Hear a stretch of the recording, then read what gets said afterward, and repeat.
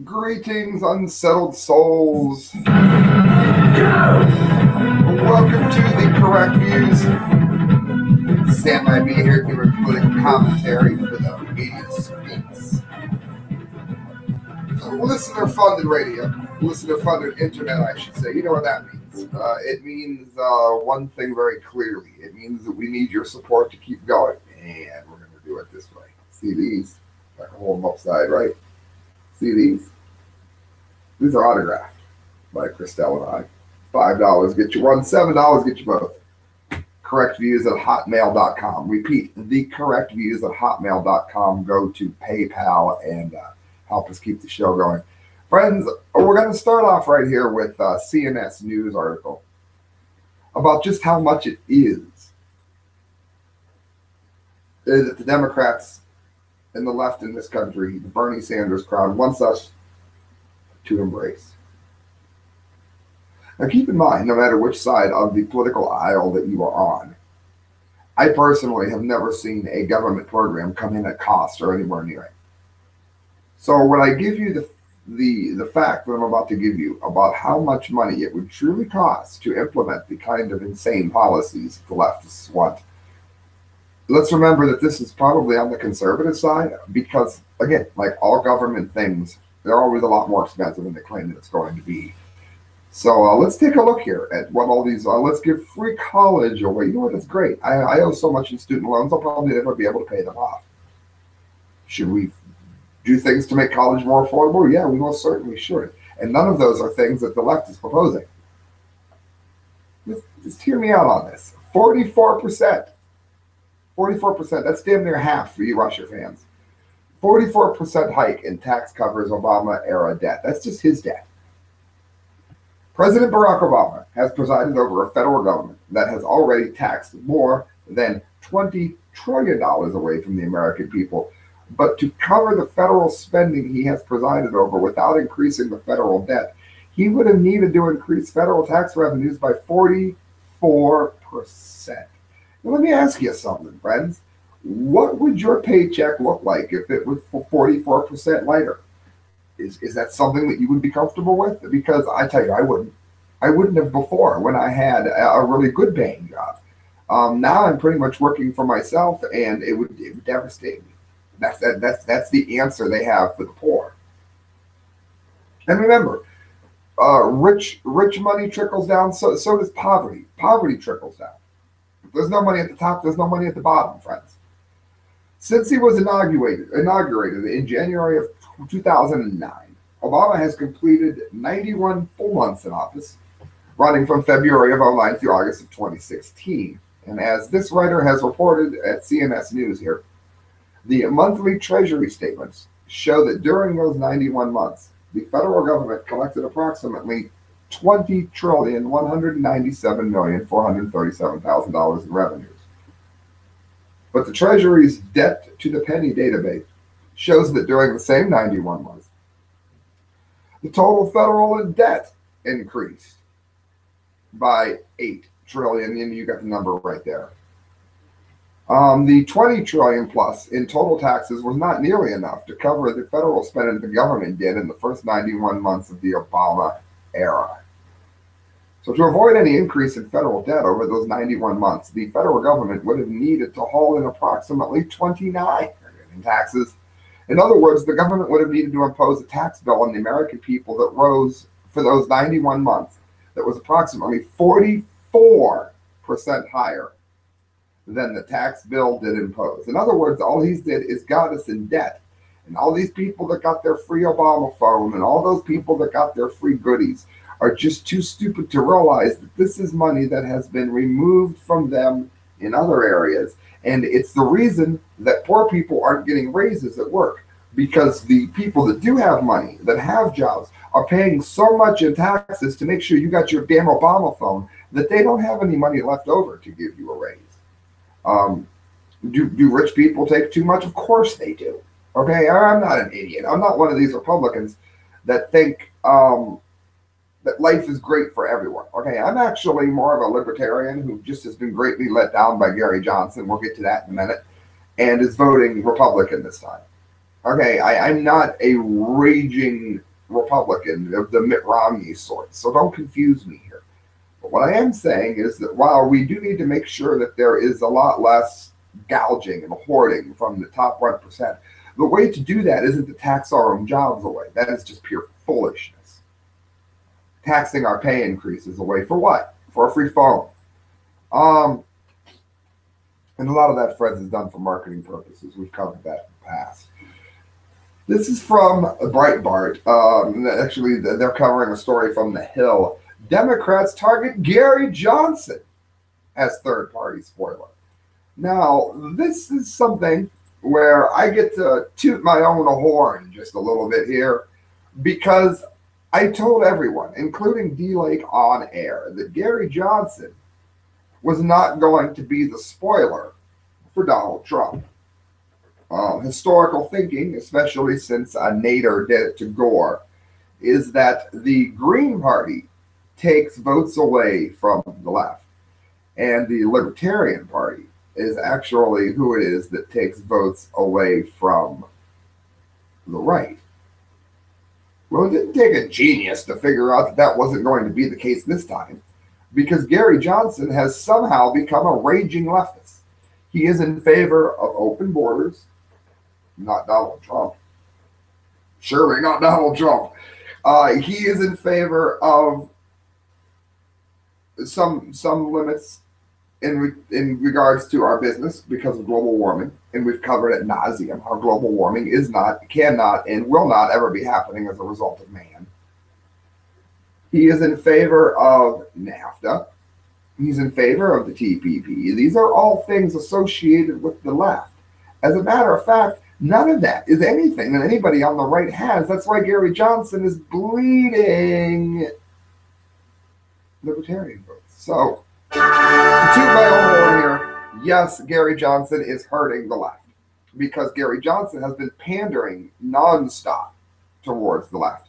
And I don't know how many of you saw the piece where Gary Johnson could not think of one world leader that he respected and liked, because he couldn't think of any world leaders. Mine would be Nigel, who got us the Brexit, by the way. But that's neither here nor there.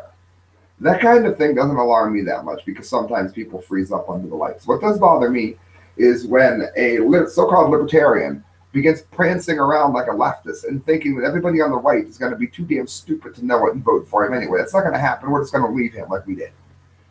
Jonathan Easley and Ben Camisar report in The Hill that Democrats are increasing their attacks on Libertarian presidential candidate Geert Johnson out of fear that his third-party bid is taking votes away from that would otherwise go to Hillary Clinton.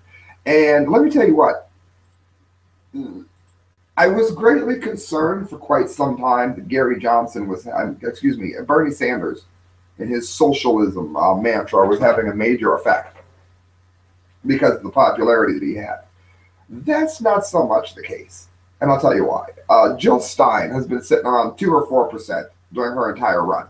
She's been able to get no traction even among her own base, because Hillary Clinton has a lot in common with Sanders, but it's actually Stein who has the most in common, and she's got no traction at all. So people are denying socialism in droves. Therefore, they can't blame Stein, so they're going to blame Johnson. And to some degree, they're right, because Stein is just terrible. And when you present socialism to people and you take away all the pomp and circumstance that was Bernie, then at the end of the day, what you have is a platform that everybody can plainly see isn't going to work, and no one supports it. That's why Stein is getting no traction, in case you're wondering, because people are smarter than that. Not very smart, but smarter than that. Democrats, panicked by third-party candidates drawing support away from Hillary Clinton, are ramping up their attacks against Johnson and warning that a vote for the third party is a vote for Donald Trump. Well, a vote for Donald Trump is the only thing that could help the country, so God bless Gary Johnson. Liberal groups are passing around embarrassing videos of Johnson and running ads against him, warning about his positions on issues like climate change that are important to young voters and independents. Well, Gary Johnson's actually in your boat, as a matter of fact, so they can't even smear the man correctly. The Clinton campaign will rely heavily on Bernie Sanders in the coming weeks as it seeks to shore up its deficit among young voters and left-leaning independents, who are not energized by her campaign and considering a vote for either Johnson or Stein. The Libertarian ticket of Johnson and Weld is running surprisingly strong among young voters. Well, let me tell you why. Because young voters, just like old voters, they always want to separate people. All voters are saying no to socialism, and it just proves what a abject sellout and worthless swine Bernie Sanders really is. Because if Bernie Sanders had any real cred at all, he would be out there supporting Jill Stein. Because Jill Stein is the one who actually shares a political vision that is closest to Bernie Sanders in almost every way. They're damn near the same candidate. He's out there for Hillary Clinton because he is a sellout.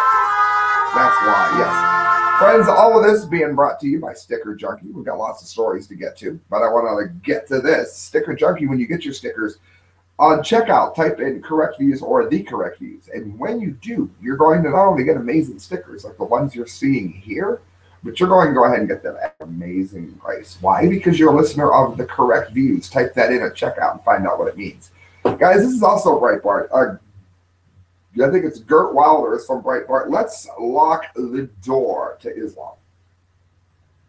Now, some of this talk about banning Islam can be a bit of a slippery slope in that if you can ban the rights of Muslims, then you can ban the rights of Christians. However, there is some definite reasons to look at what these people are saying in terms of why they want to ban Islam.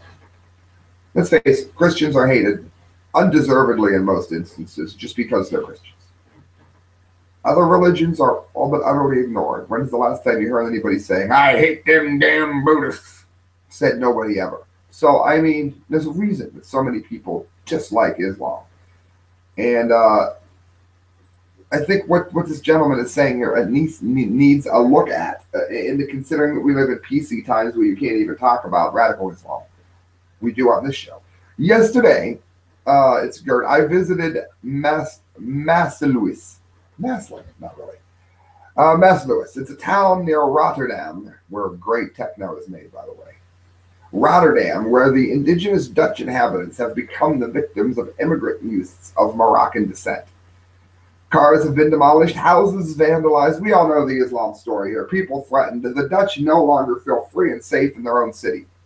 When the local radio station interviewed some of the victims and referred to their perpetrators as Moroccans, it received an anonymous letter. You are racists and your time will come. I won't take care of it because I'm too old, but our boys are the new soldiers. In other words, they're bragging about how Islam is going to destroy the otherwise perfectly functional culture of the Dutch. Did you ever notice this? Radical Islam has a dreadful habit of leaving a hellhole and then trying to bring the culture that is the hellhole into the new country that they just got into, which makes no sense to anybody whatsoever. But that is exactly the kind of thing that they're doing on a regular basis. And we're supposed to be culturally acceptive. If you want us to accept your culture, good. Go enjoy your culture in the rat hole that you came from. Maassluis, it's one of the many Dutch towns and neighborhoods that are terrorized by Moroccan and Turkish youth gangs. Others are, and I'm going to butcher these names, Schilderswijk, Oostelvij, and Kennemerland. Not surprisingly, a poll shows that 43% of the Dutch people want fewer Moroccan immigrants into the country. Let me guess, it must be because they hate the color of their skin. No, it's because they hate having their car set on fire. These people are not racist. They are decent people, patriots who love their country and do not want to lose it. It was the great Ronald Reagan who once said that freedom is never more than one generation away from extinction, which we are seeing clearly now. These wise words are more true today than ever before. We are free men and women of the West. Freedom is our birthright, but if we fail to defend it, we are bound to lose it. Sadly, that is exactly what is happening today.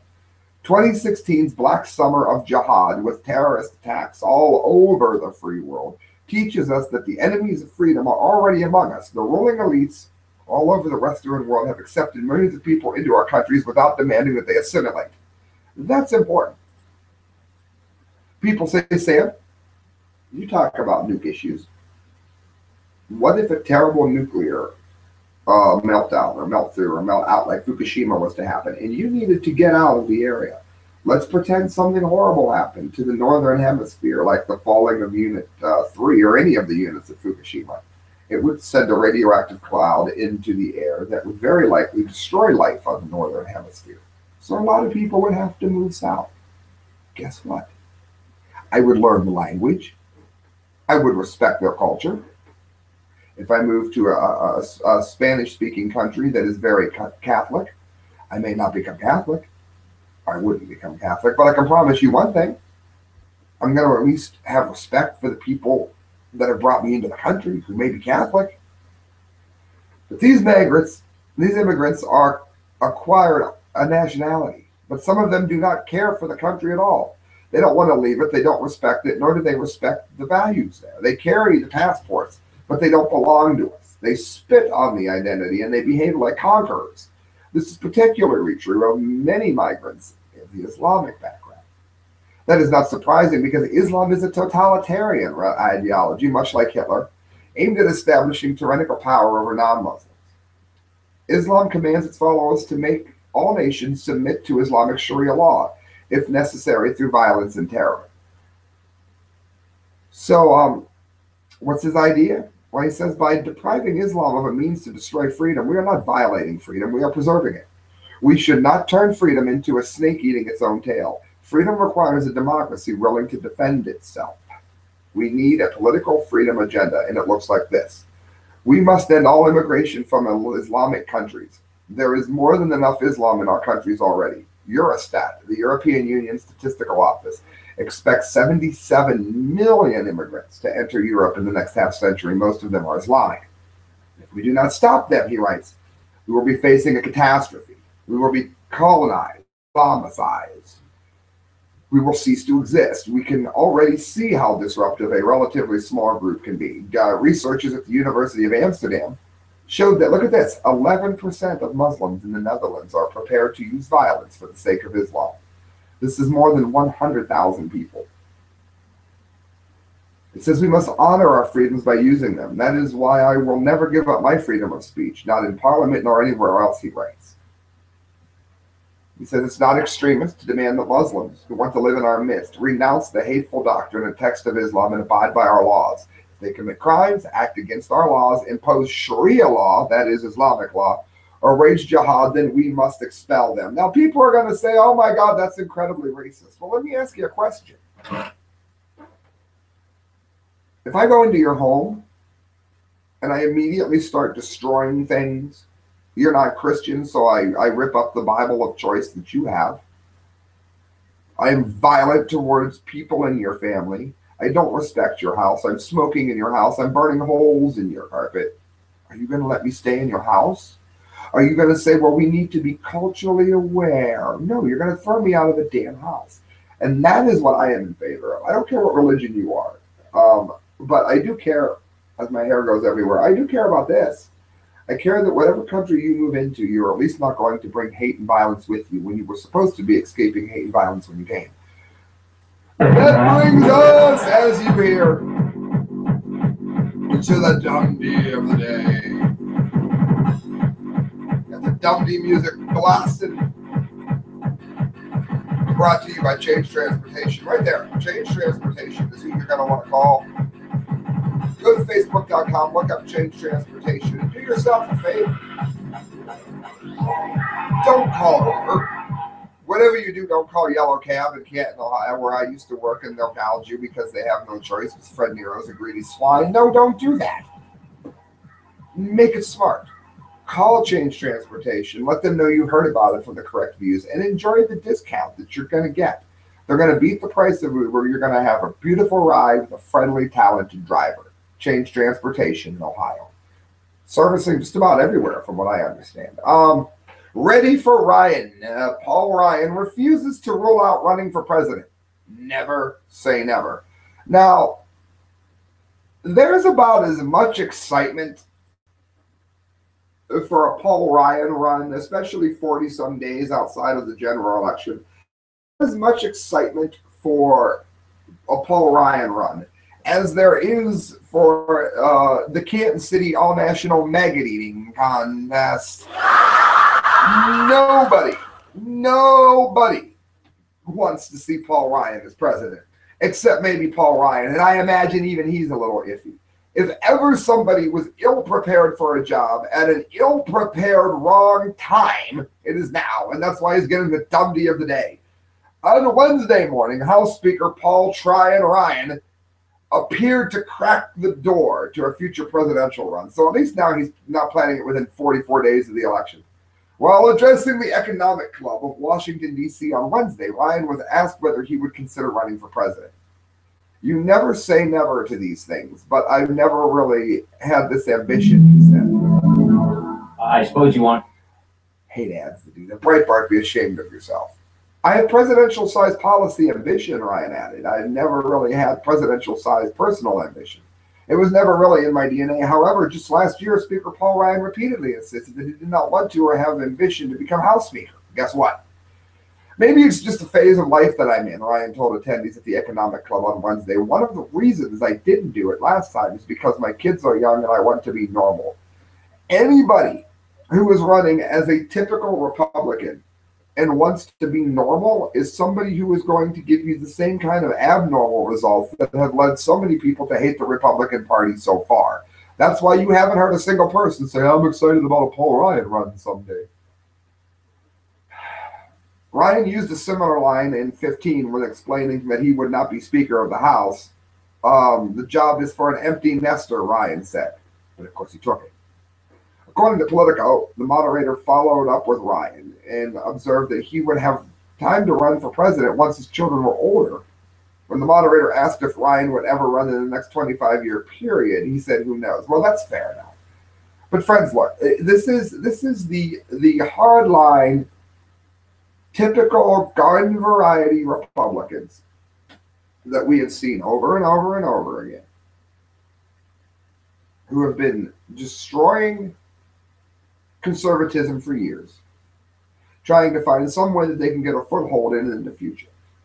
And friends, if you let it happen, then you've thrown your own country away. Guys, you're listening to The Correct Views. Sam I.B. Gangi, as always, doing political commentary for the Media Speaks. And if you are interested in trying to help me keep this going, I would greatly appreciate it. Guess what? You can do that at thecorrectviews@hotmail.com. Go to PayPal. Give us some donation. Give us some help. All the money you give us goes towards a better show. Goes towards a more reliable, better-looking show. Here is the stickers. 5 gets you 1, 7 gets you both. They're autographed by Christelle and I. Let us know you want them. We'll get those in the mail to you and have them up plenty of time before the election. Thanks for listening to the show, friends. My name is Sam DeGangi, and this has been The Correct Views. Good night. God bless.